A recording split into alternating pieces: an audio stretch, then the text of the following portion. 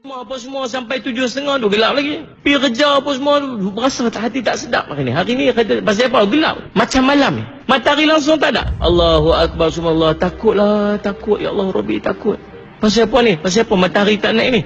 Tapi tuan-tuan yakinlah tuan-tuan, hari tu orang tak semayang tetap tak semayang. Orang tak pakai tudung tetap tak pakai tudung. Orang dengan maksiat tetap dengan maksiat dah.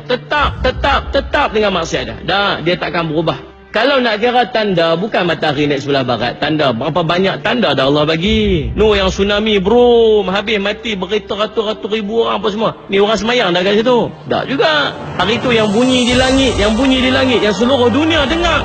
Tuan-tuan, merata tempat dengar, dia perakam dalam YouTube. Bukan satu tempat, merata tempat di dunia dengan bunyi yang sama.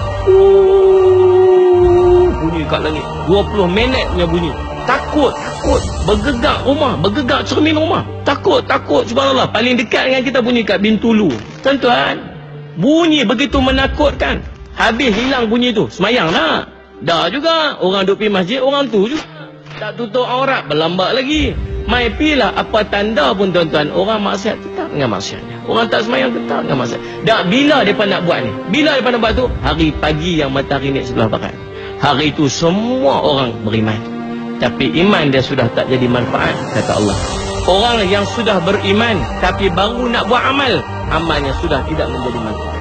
Kita yang hari tu ni dah mengaji dah ni. Mengaji dah suruh buat sunat witir. Yang duk kata apa? Nantilah buat. Tak buat lagi sampai lah ni. Yang suruh istighfar 100 kali. Pagi tu barulah nak istighfar ni, baru nak cari tasbih. Baru nak la ilallah, baru nak baca Quran. Dah. Hampa beriman, alhamdulillah. Tapi amal nak buat lepas tu baru nak buat amal sudah tidak menjadi manfaat. Satu benda besar yang Allah bagi dekat kita pada hari ini ialah tuan-tuan, Allah bagi kita satu ilmu bagaimana keadaannya sebelum matahari naik sebelah barat. Tiba-tiba pagi esok ni matahari tak naik, gelap. Sampai tengah hari gelap. Sampai petang gelap. Apa kita nak buat? Matahari tak naik ni. Tahu dah, lagi 2 hari matahari naik sebelah barat. Betul tak? Apa kita nak buat? Buat amal cukup. Pulun amal cukup. Telefon ke ofis tu. Bos, saya tak main kerja hari ni bos. Oi, kerja banyak ni. Buatlah sendiri. Tak telefon. Tak ada dah tuan-tuan. Hari tu hampa sejadah semayang istighfar, zikir, semayang taubat nu, qadha lah apa benda semayang qadha kita yang kita tak buat, yang kita tinggal dulu. Buat amal taubat, istighfar cukup. Banyakkan amal. 2 hari ni maksimum amal kita. Jangan pick-up langsung hari dunia. Pulun. Pasal apa? Hari tu Allah terima ada lagi amal kita ni? Terima lagi. Hari tu Allah terima ada taubat kita? Terima lagi. Tuan-tuan sekalian, kita yang ada ilmu ni, kalau kita berhadapan dengan suasana tu, kita tahu apa kita nak buat. Betul tak? Penting tak? Penting tuan-tuan, subhanallah. Tu untung kalau kita main mengaji. Berapa ramai yang orang tak tahu? Orang yang tak tahu, yang tak pernah dengar hadis ni tuan-tuan, hari matahari naik sebelah barat, hari tu baru dia kalut nak buat. Tapi dah tak ada apa lagi dah.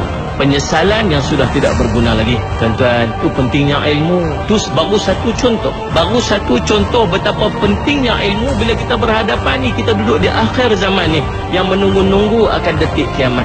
Sedang ulama duk bincang dah tuan-tuan, mereka boleh senarai dah lebih daripada 60 tanda-tanda yang berlaku semenjak daripada kelahiran Nabi SAW sampai sekarang ni. Dah lebih 60 tanda-tanda kiamat dah berlaku. Menunggu tanda besar kiamat je nak main. Bila main satu tanda besar kiamat, lepas tu tanda-tanda besar kiamat ni dia akan main macam tasbih yang putih. Semua akan main satu. Lah ni kita duduk berada pada zaman tu yang sangat-sangat memerlukan kepada ilmu. Jadi tuan-tuan, kesimpulan daripada apa yang nak kita sampaikan, betapa pentingnya kita menuntut ilmu. Sangat-sangat penting. Lah ni jangan biar kita seorang aja. Nak selamat daripada Dajjal, isteri kena pastikan dia selamat daripada Dajjal. Sebab waktu tu suami dia tak boleh nak tolong dia. Suami kena pastikan dia terselamat daripada Dajjal. Sebab waktu tu isteri dia tak boleh nak tolong dia. Bila berhadapan dengan suasana akhir zaman, fitnah akhir zaman, setiap orang memerlukan kepada ilmu untuk berhadapan dengan fitnah akhir zaman. Sebab tu setiap orang perlu kepada ilmu. Tuan-tuan, bukan kita seorang nak kena mengaji lepas ni. Bawa anak isteri kita supaya semua orang boleh mengaji, ada ilmu untuk berhadapan dengan fitnah demi fitnah yang kita berhadapan sekarang di akhir zaman. Tuan-tuan sekalian, saya rasa cukuplah sekadar itu. Saya minta maaf kepada tuan-tuan jika ada sebarang terkasar bahasa silap bicara. Mudah-mudahan apa yang kita kongsi menjadi manfaat. Cukup sekadar itu. Aku qauli hadza wa astaghfirullah li wa lakum.